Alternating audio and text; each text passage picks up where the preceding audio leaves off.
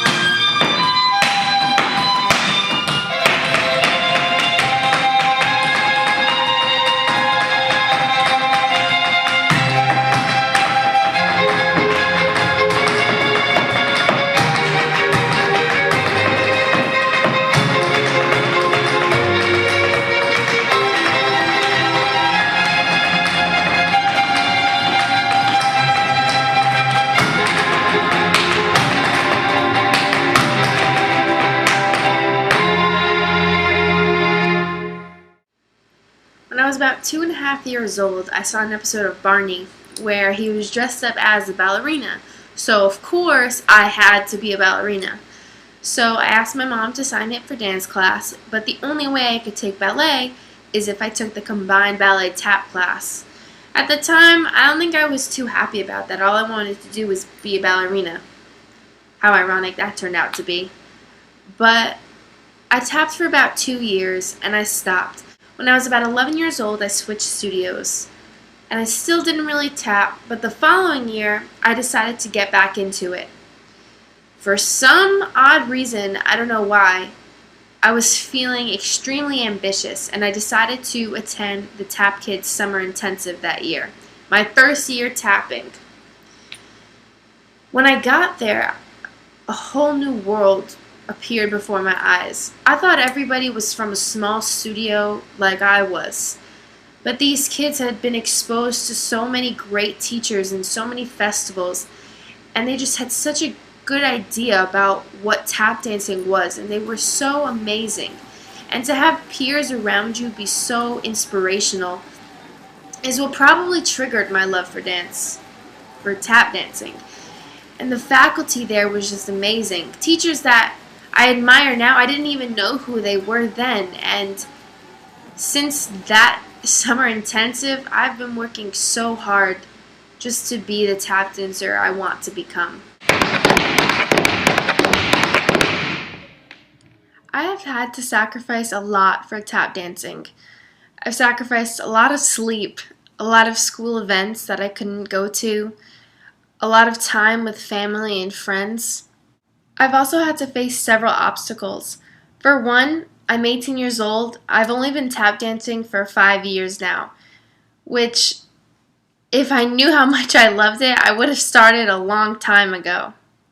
Another obstacle I have to face is commuting.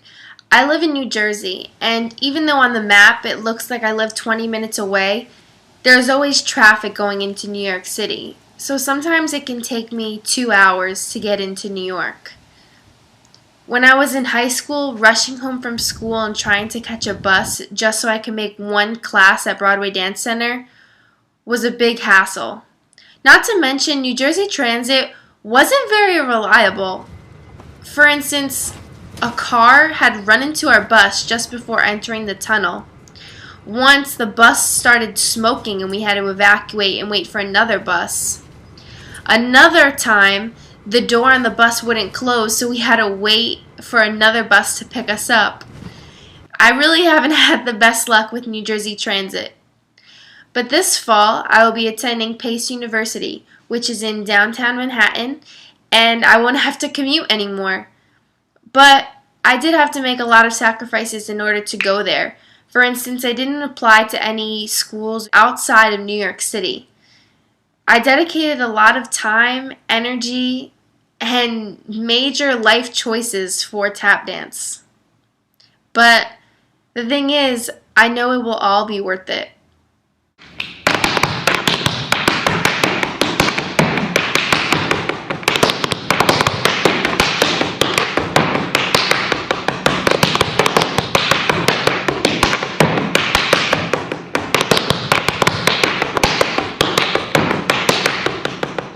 About 5 years ago, when I started tap dancing, there were a number of people who inspired me. But after training for so many years, there are a few individuals who truly changed my view on tap. The first would have to be Barbara Duffy. When I was about 14 years old, I decided to take her class at BDC, and it was probably the hardest tap class I've ever taken in my life. Just because our styles were so different, I had so much to learn from her. And I took her class for 2 years, and she helped me so much with musicality. She taught me to sing my rhythms, which I had never done before. So she's a huge inspiration to me. Another person that I admire would have to be Janas. I hadn't taken from him until 2 years ago, and his steps were just so insane. I had never seen anybody dance like him before. And he's just so clear, no matter how intense his steps are. He's just so perfectly crisp. He also has a huge work ethic, which I admire because personally I take that to heart. But my biggest inspiration would have to be Derek Grant. When I was about 16, I took his class at Steps, and one of the exercises we had to do was listen to someone sing a rhythm, and we had to copy them, but with our feet. And every time you messed up, you had to do 5 push-ups. I did a lot of push-ups that day, and I was really scared to go back to his class, which I don't think he knows. And until this year, I hadn't taken it. But in the winter, I decided it was time to try the class out again. It was the best decision I've ever made. He has truly inspired me, not only as a tap dancer, but as a person. He's so humble and just has so much to offer the tap community. I'm just truly thankful for knowing him and to be able to work with him.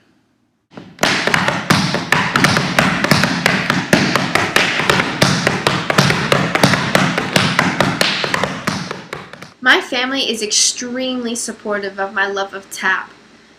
They have gone to every performance, every show, every recital, every convention that I've ever been to. I really don't think they've missed one.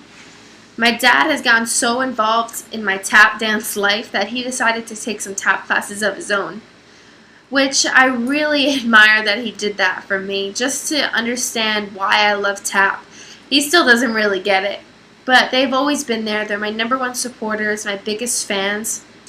Not to mention, tap is expensive. I don't know how my parents put up with 5 classes a week sometimes. All my tap shoes, intensives, festivals. I owe everything to my family. And hopefully one day through performing, they can see why I love it so much. And that will just be payment enough.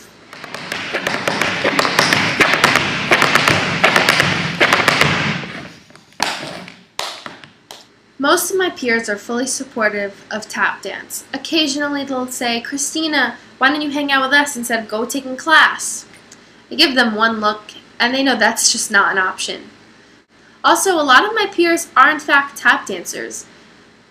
Through conventions and intensives and festivals, I've met so many kids my age who love to tap, and we just keep such strong relationships even though we live all over the world, because I truly believe that our passion for tap is what keeps us together. YouTube is one of the greatest inventions ever created.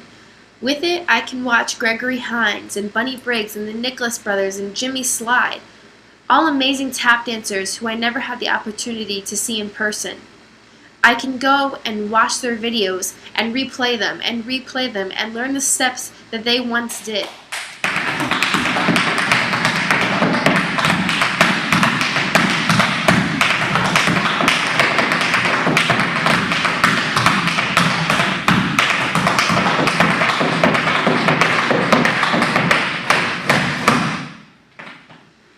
I'm only 18 years old, and I know for a fact that the future of tap is just so bright. With young tap dancers like myself, there's no way it can't be. My friends and I are all trying to learn from our great mentors who learn from their mentors. We're trying to keep the tradition going. And once we're our mentors' age, the next generation will want to learn from us. And the cycle will keep going, and we're going to keep working hard and keep learning our history and watching footage. I don't understand how the tap future can't be bright, especially with events like Tap World.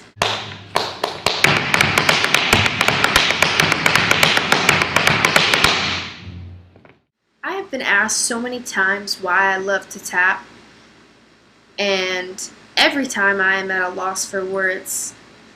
I've never wanted to work as hard for something as I do for tap. I've never wanted to commit so much time to anything other than tap. I love tap for its musicality, for its endurance, for being a musician with my feet. It's just an amazing art form that I think everyone should be able to experience at least once in their life. This is something that I want to do professionally, that I want to do for the rest of my life. Tap is the love of my life.